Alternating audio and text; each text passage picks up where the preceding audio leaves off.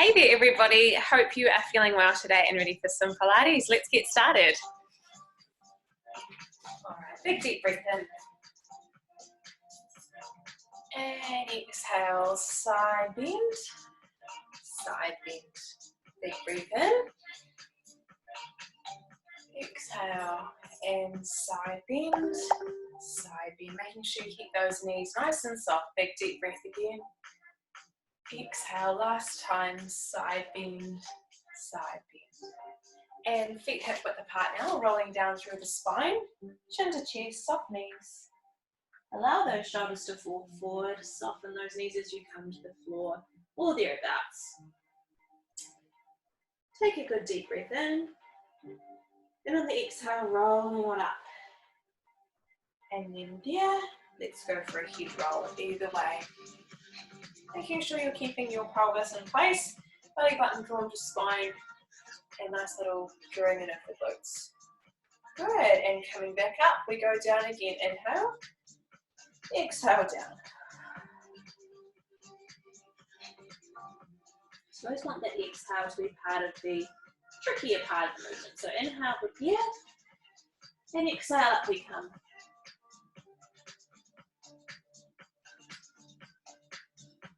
And head roll. Just finding out what our body is saying to us today, listening to those whispers.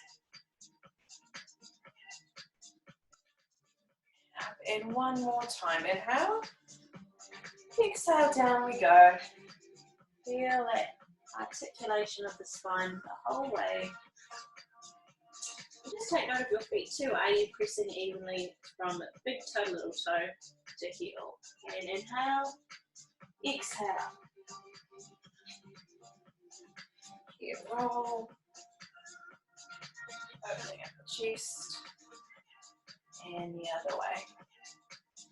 We're going to do some divers now. So feet hip width a little bit wider. We're going to come over the legs, bend forward, and then up and reach out. So you'll notice here I'm bending over so that my back is rounded. And then as I step up, I've got my tubes lifted, nice big arch in the back there. So the two extremes, like we do when we practice our pelvic tilts, we're going between the two, the rounded and the arched. Really good just to find some range and mobility through our body. Using the breath as well. Exhale as you come forward. Inhale up. Two more there. And last one. And up. Just lifting those shoulders up, back and down. Some nice big shoulder rolls. And the other way. Really nice way to start off the day, or even at the end of the day when you're letting go of all of your tensions as well. All right, we're just going to start with some bends. Just check if you can, if you've got a mirror nearby, if you're looking in your screen there and you can see yourself, make sure those knees are over the toes. Okay, also feel as if you are sliding down a wall vertically as opposed to letting your bottom come out each time. Okay, so feel that line through the body. All right, now we're going to look at some rises. So if you just take your arms down by your sides, and as you pop up into the rise, make it a nice controlled landing, but see if you can keep the positioning of your feet nice and pure. And then, like I say, as you go downward, you're aiming for control as opposed to a little fall where your calf muscles just switch off. Okay, now we're going to combine the two, as we often do. We've got our bend stretch and our rise lower with our scaption. Okay, so bending, knees over toes, scaption. Feel as if you've got this wall behind you here and you're gliding your fingernails along the wall. So it's that nice wide position there. Forward and out with the knees and then pulling upwards as you go sideways with the arms. Let's go one more there.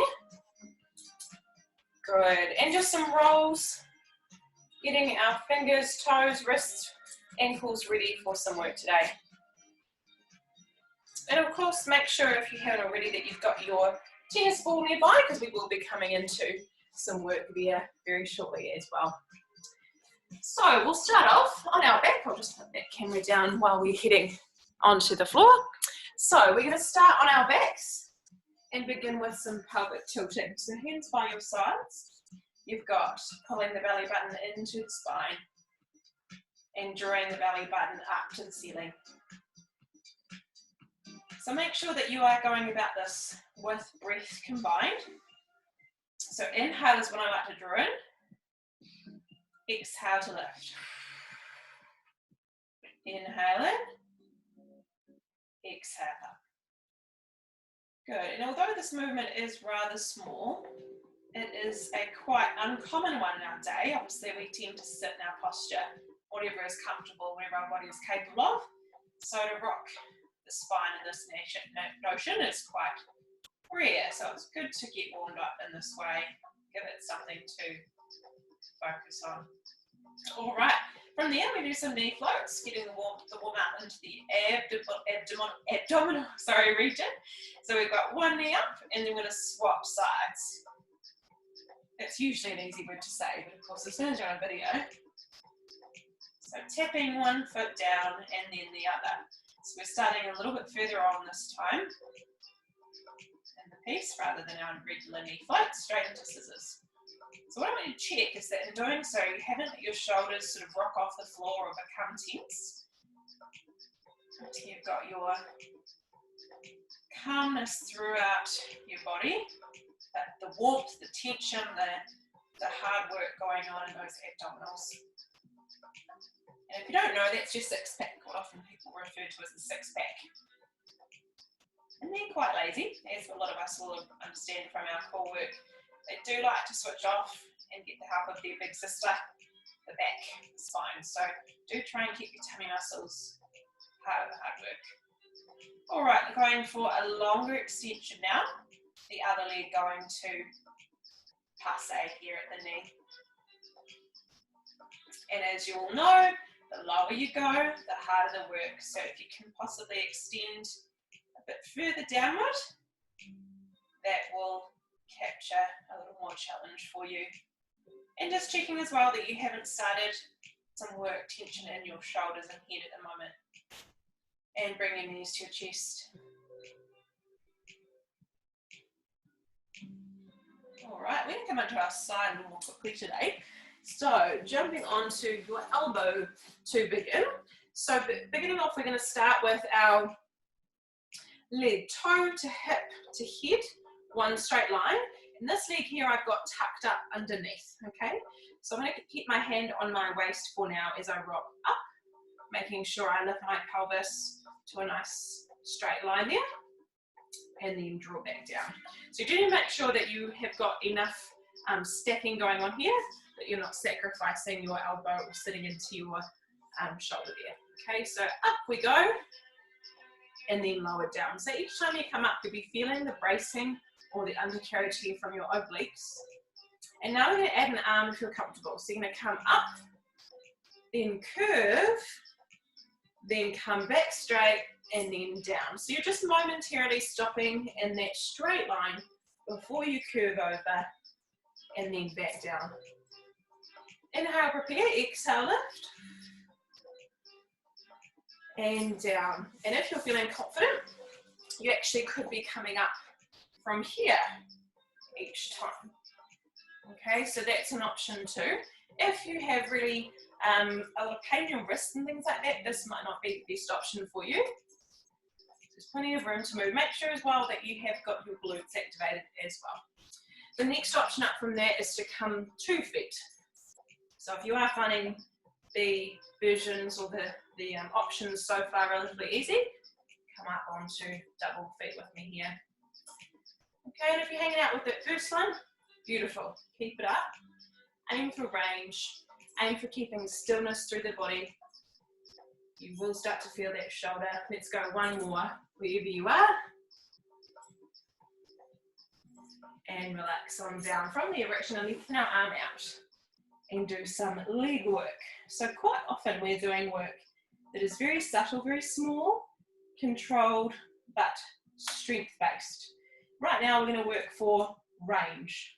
So we're aiming to kick our foot up to find mobility in our legs. So it's a swinging action with power, but control on the way down.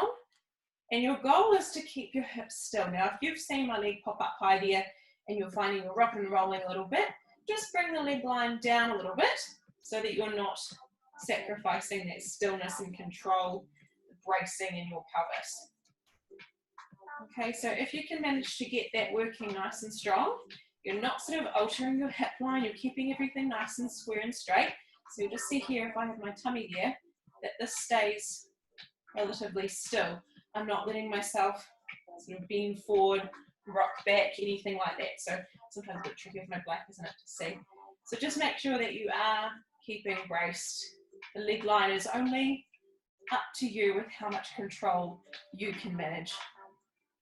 And what you will notice that despite being a bigger swingy action, there is still a lot of work for the muscles in the legs. I can now feel my adductors, my inner thighs starting to get boomy, and of course my outer thigh as well into the glutes. So really good one there.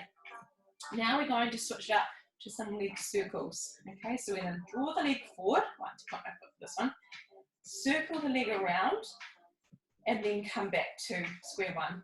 Okay, so when you're doing the circle, as opposed to the other one where we were already free, this one's controlled. So I want you to take care, as if you've got a pencil lead on the end of your toe, take care so much so that the circle is lovely and controlled, that we don't see any kind of straight lines or jaggers in the circle. It's a nice smooth shape. And like we mentioned earlier, your hips will want to rock and roll around. We're the other way now. But with the bracing that you should have from your belly button drawing into your spine, from your chest and shoulders being nice and calm, and your glutes activating strongly, there should be a really nice, easy-going nature about this. Not to say there isn't hard work going on. I can certainly feel my abductor glute action happening nice and strong. All right, and we'll stop there. So side one is complete. That means we have completed 3 exercises on our first side. So for our second side, you'll remember we did our arcs, like our big smiles. We then did our leg kicks, and then we did our circles. So 3 different shapes there. So remember, if you're starting with option 1, the lower impact side of things, we have one leg on the elbow here. We're coming up, we curl over, and we come down. And if you just want to associate all that technique without the arm first, get to know that, that's fine. And then you can add the arm later if you wish. If you wanted to take a step up from that one, remember we have the option of coming up onto the hand, on the knee, up and over, and then coming back down. So you'll notice here that I'm taking a little care with my elbow to make sure that the muscle activation is focused. So what I mean by that is if we lock our arm, you'll see the difference. Keep going if you're happy. That this here is a lockdown, that is a muscle activated straight, but not lockdown. That's what we're after, and what that means is that I am actually getting the work into my triceps, biceps, all the way down my arm, the work's happening to hold up my body, as opposed to the joint just rubbing on the other joint, okay, to secure me. So there's that one there, or of course you can come back down to your elbow, especially if you've want some challenge, but perhaps you've got some wrist or elbow injury. You might like to come up with this one. Okay, so you come up to straight, curl over, come back to straight, and lower down with control. A couple more there. Hope you're going well at home. Big breath in, exhale up, inhale down, and one more. Relax, go. Then from there, we're coming to our lying position. Straight leg, draw up and down. Now this hand here is my saving grace. If I'm not super confident with my range, but if I am starting to see there's some stillness in the body, I can cope with that, then it might be able to hold the hip in place instead and not be required for your balance. Okay, so working with as much range as you feel mobile, but also as you feel stillness. You can't be kicking high with the body going all over the show. Building out the brace for you. Let's go 2 more there. Holding the belly button to the spine. And relax. Lovely, we'll know that our legs parallel as opposed to tuned out, so keep those toes together.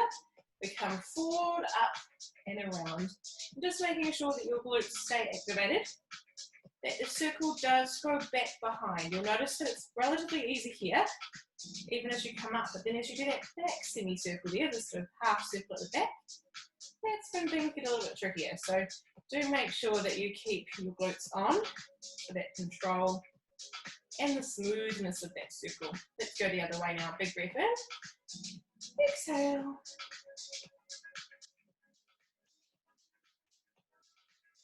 Good, and just take care that your traps, your upper body here isn't sort of gripping up to secure you.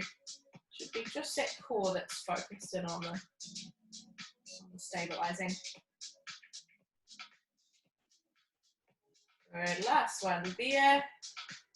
And relax it on down. Oh, I'll get a roll onto your back and just give yourself a nice little cuddle of the knees.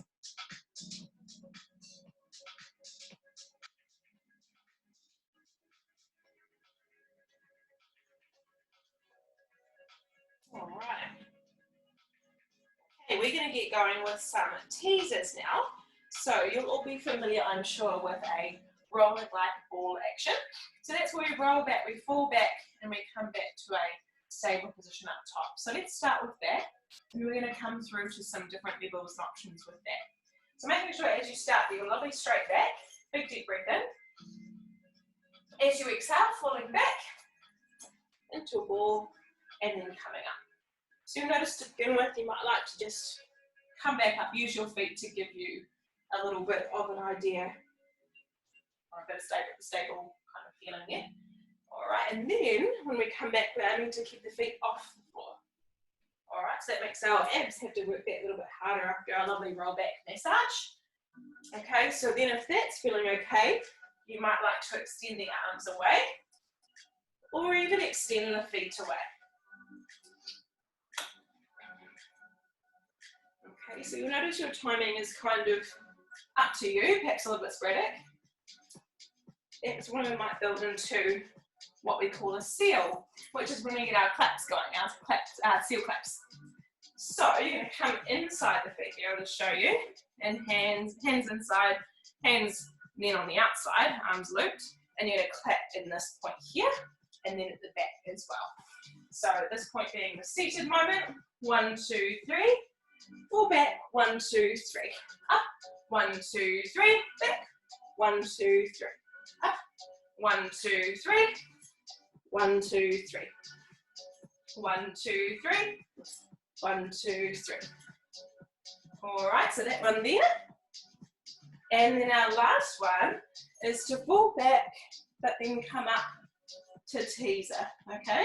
So falling back, coming up for hold, lengthening your legs. Back we go. Up, let's go one more. Back we go. And up. Excellent, give yourself a little break there. So obviously that one there gives you a lovely kind of back massage feature, which we like, but also being able to hold those abs in a secure position at the top of the movement as well. The next focus we're going to have is on our transverse abdominals. These are the low ones down the bottom here, and they work a bit like a corset sort of bracing our lower back and lower abdominal area. Really important to keep strong. So if you haven't already identified them, you might recall I've said before a few times in these videos, just to make sure you do know where you're talking, you pop your fingers on the bony part of your hips there, and let the fingertips drop inwards towards your pelvis. You're going to then cut, or sort of rock it for the inward part of the pelvis there. Then you're going to feel that nice soft cushy part, and if you take a cough, you'll feel that they punch up towards your fingertips, and that's your transverse abdominis. Okay, so that's the ones we're working with here. So anything that works the legs and the leg lowering kind of motions is definitely going to be catering to those ones. So when you're selecting your exercises, do make sure you include a transverse abdominis area, or an exercise I should say. So take a big breath, On the exhale, we're going to let the legs draw down, keeping nice and still, no doming our ribs, lots of control, drawing the belly button in. And when you feel that little challenge zone, point of no return, you'll come back on up. So using the breath, inhale, exhale. Inhale, exhale.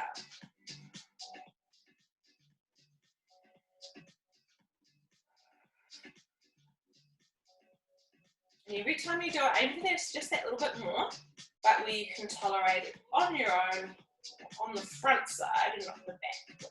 So,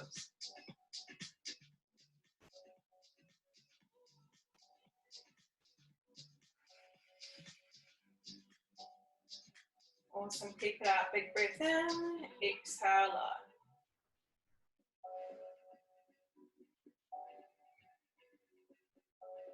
Exhale out.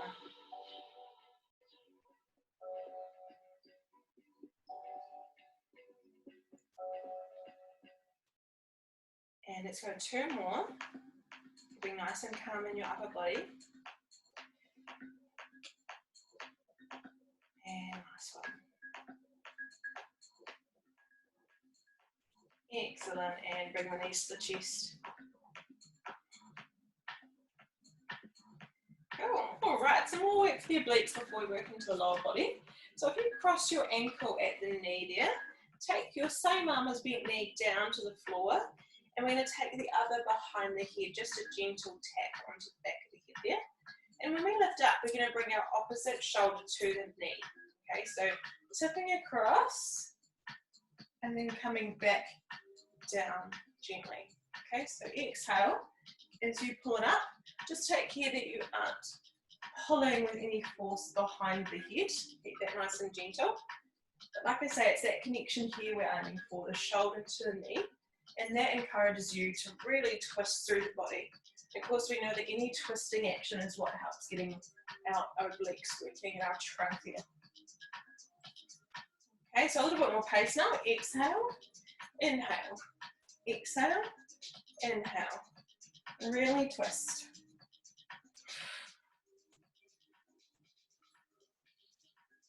And two more. Switching sides.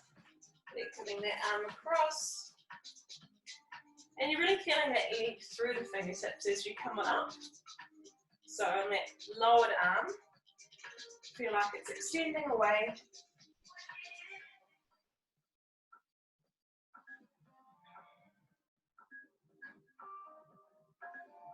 Exhale up, inhale down.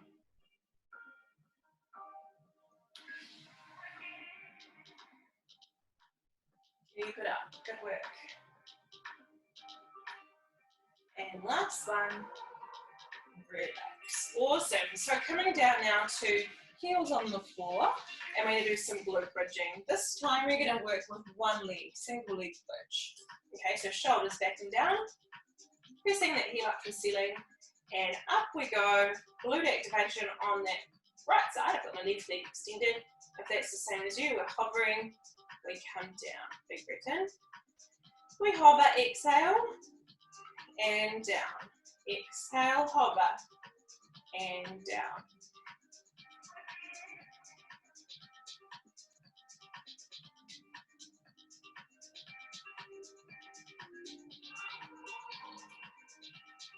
And every time we lift up, we're trying to rack our glutes together. Obviously, it's your underneath floor-based foot that's going to have the work sent to it. On that right glute for me, I'm feeling a real contraction in that glute, but also throughout the hamstring as well. Let's go two more. Of course, if this is too much, you're welcome to just stay 2 feet down. You'll still get wonderful benefits there, just as good. But we are obviously really centering the work into one leg here.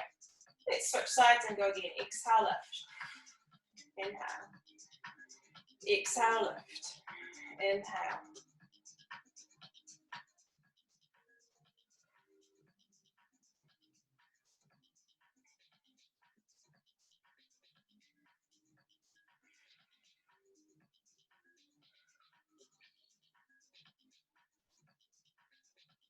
and 4, 3, 2, and 1. Awesome, drop those knees down. Let's come on up down and into a 4-point kneel. So your hands are going to be shoulder width apart, knees hip width apart. Making sure that you've got your elbows turned inwards for a nice soft elbow connection. Your leg behind, we're going to do tap across, tap, oops, easy, tap across, and then tap behind, crossing over. So open and close. And while I'm in this position, I'm making sure I keep my belly button really drawn up and away from the floor. Of course, we could then run into this problem here, arching. So do think of that length through the body. Ears away from shoulders. Every time I lift my leg, I feel my hamstrings contract. And then the little height of the lift here is when my glutes contract as well. They're of course working just to lift and lower the weight of the leg as well. And let's replace that leg and switch to the other side. So open, lift, close. Trying to keep as much stillness through the body, the back as we can. And your gaze, your eye line wants to be just ahead of your mat or your fingertips to avoid getting at the neck there. So keep it up. Open your chest out, draw your shoulder blades down the back of your spine. And finishing here, bring the butt onto the heels, lengthening the hands away.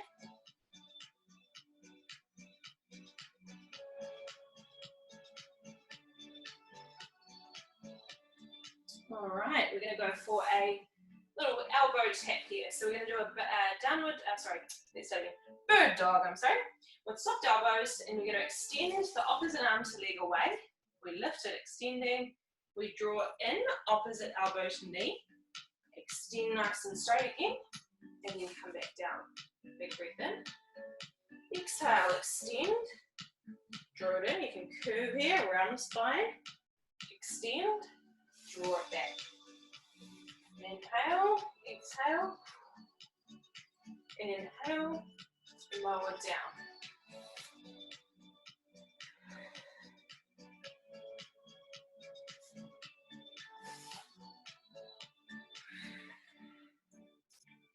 So creating length, but also encouraging stability. So while this movement is relatively easy for a lot of people, it might be that we pull it down if we're feeling any wobbles, just the leg, leave the arm out. Like I say, even though it is seemingly an easy enough movement, it is the stability that we're encouraging without letting any tipping happen in the hips here. But also what you might find is it's very tricky to coordinate those movements at the same time. So actually getting your arm, elbow tap, extend, arm and leg coming in together is a goal as well. Let's go one more there. And relax, pull on back into child's pose. A really good way to relax your back.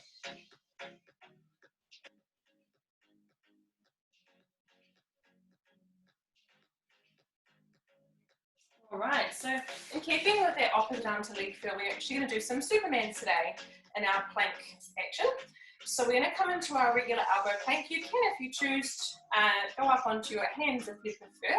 So rather than here in our regular plank, you may choose to be up here, and that's okay, optional. All right, so give one of each a go and see what works for you. Like I say, oftentimes it's wrists that hold us back from doing our high plank work, but see what feels good for you. So we're going to come into our plank position. We're going to lengthen away, opposite arm to leg, and then draw back. Lengthen away, draw back.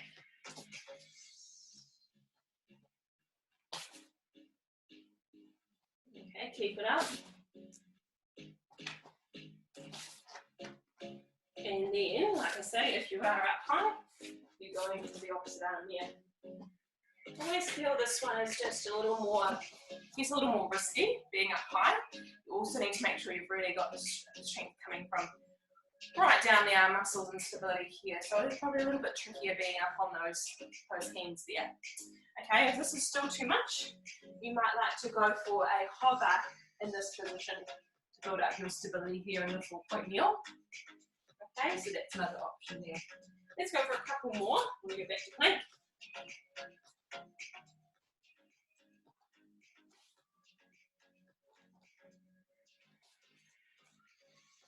Last one.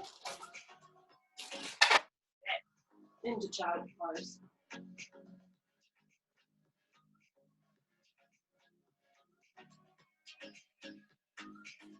Alright, now what I thought we'd do to finish off a little after our main workout is focus into our inner thighs. So what a lot of you might have known if you've talked with me about knees before is that commonly it's our overactive quadricep muscles that take over the workload, they get tight, and of course our knee is compromised from the fact that the work is pulled out into this dominant quad here on the side, which makes for a really unstable, quite weak knee. The kneecap, like I say, sort of being drawn over with the tendon to the side and causing the inflammation in the tendon that you might have pain with. So what we need to do to compensate that, and even if you aren't somebody suffering from that kind of you'll sort of know that's a familiar story for you. Even if not, these inner thigh muscles are much less dominant. They tend to sit out of the work, a little like our abs like to. So what I'd like you to do is, first of all, identify those muscles. So if you flex your feet, press the back of your heels down, which might in turn make your heels lift. So the back of your knees, sorry, pressing down, lifting your heels. If you then lift one leg with a slight bit of turn out in it, just for a few there, and then the other, you might just feel that little spring into action of that vastus medialis, that inside thigh connection there. Okay, so just to identify those first, it might feel as if if you were putting a piece of string to the muscle, attaching it, lifting and lowering. That's the kind of sensation I want you to feel. And really drawing attention to those two. Identify them as muscles that we need to strengthen. So a really good way of doing that, a nice calm way that allows you to really focus in and hone in and isolate them. Often isolation is the best way to really tune into a muscle, as opposed to a squat or something like that where you are working it, but of course it's not the only muscle working, so we lose it a bit amongst all the other muscles and toe. So inside thigh, lift and lower. If we were to do 10 in a row, there's 2, 3, 4, keeping in posture, 5, 6, 7, 8, 9, 10. Of course the higher the better. I'm sure after 10 per side, you will start to recognise where it is, what it does to be working and contracting, and how weak it might in fact be if you're not one to commonly fatigue that muscle out. So just then, 10 per side, this one was turning a little bit weaker again. That would be a really helpful little exercise for you to do. Jump on the floor, get comfy. Like I say, if you point your feet, you're not probably going to feel as much. I definitely feel it when I flex my feet more so. Identify it, work it, get it to fatigue. Might be 3 sets of 10 a day that can get on each side, that can get that working and firing and looking after yourself.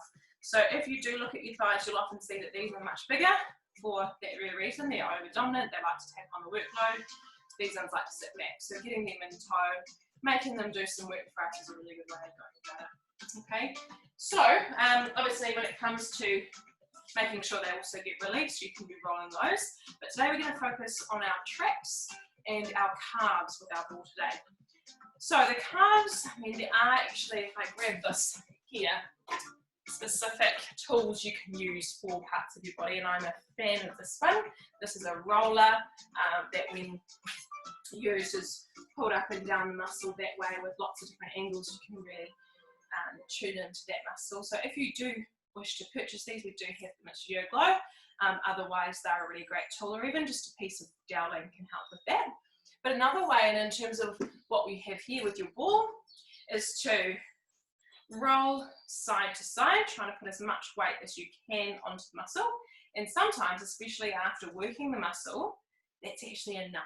That's enough loading as well. The only weakness or the restriction you have in using the ball is that you can't always get enough weight into it. So I'm here just sitting on the floor, comfy as I can be, but letting these little window wiper movements roll across up and down the the calf muscle. So obviously our calf inserts from our ankle here into our knee and all the way up. The bulk of the muscle here in the upper part, sort of from halfway or even 2/3 of the way from the top, is our gastrocnemius, and that muscle there tends to be the focal muscle. Underlying is the soleus. So that's sort of, if you feel work down here, the Achilles tendon and the soleus is probably more probable in terms of where it's focused. The gastrocnemius is typically more commonly where you feel the bulk and the tension setting. So if that's a focus for you, if that's a point that you use quite often, even just walking, we obviously are using these bad boys, but when it comes to being a runner, a dancer, commonly on the toes, a tap dancer, especially being on the toes, this is certainly a good practice to get into. And usually it is that bulk of the muscle that you'd spend the majority of the time in, but it is worth going down to the bottom as well. So you'll have come to learn through our series of this trigger pointing work that it's about making sure you do tend to the whole muscle, but if we use that little scale I talked about last time, if you start the muscle at a 5, you want to get it to around to a 2 sort of thing, or even a 1 in terms of pain by the time you're finished with it. So that's why we don't particularly focus on a time restriction or a number of strokes each muscle as such. We're more focused on where we get that muscle to and the state that we get it to. So for me, it's about halfway down the leg, as you can see, and that's where I'm going to spend the most part of my time. Side to side is good, up and down is good too, using my body to leverage, but always maintaining my posture, making sure that I don't lose myself to a bad stance or seated position. Okay, so we'll have a look at the other side now. That's certainly one I could spend all day in, I'm sure. So side to side, up and down, under the knee even, not on the knee itself, but just showing the knee there, just shy of that knee joint. Even down the side as well, onto the shins, can be in need of some attention.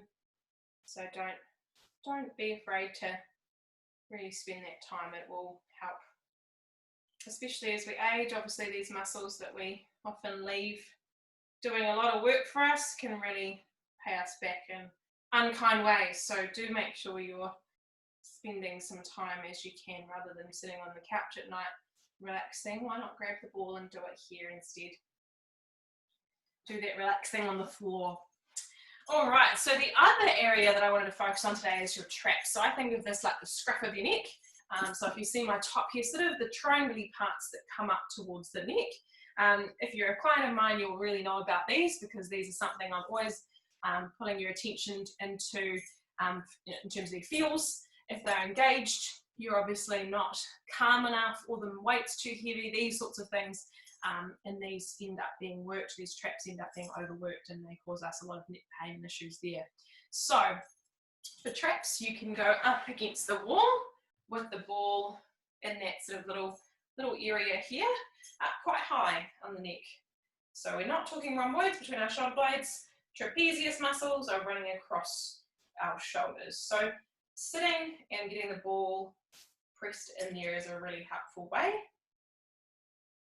Doesn't usually run away as much as some of the other ones. Sometimes we find that we're spending more time picking up the ball. And the other one, other way of doing it, is to come lying and press in. I find that because my mat's quite lovely and squidgy, it's not as valuable. But if you're doing it straight on the cup instead, perhaps you might get a little bit more pressure. And then I actually find myself sometimes when I'm lying, if it's not too strong, the feeling isn't enough on its own, you could use your feet to sort of leverage your weight, press it into the ball that way, and then you'll get that lovely release there. It can be quite nerving, I find, if you're super tight, but often the referring pain is more the problem than the trap itself. So what I'm meaning by that is that if you feel pain here when you're pressing it, obviously that's all well and good, but oftentimes it's the pressure you build up here that pulls up into giving like tension headaches, or sort of tension through the neck and shoulders, and then down into the back as well. So muscles have a way of doing that, the lovely things, giving you obviously referred pain in other areas than as opposed to just the area that's got the problem itself. So like I say, always worth spending that time. Doesn't have to be long, but even just a little bit every day is better than nothing. Okay, so that's your traps there, that area, really pressing in. And obviously you can do it manually with your hands, but you just got to be careful that you're not kind of compensating, doing funny things with your body in order to do that. At least with the ball, you can kind of be a bit more hands-free. Okay, so I hope that's been helpful for you today. Thank you very much for joining me, and I hope you've got some great tools to obviously stabilise, mainly was our sort of focus today, stabilising that core, and some tools to help release some of those tight, bothersome, small muscles that we often don't think about. So thank you for joining me, and I hope to see you soon.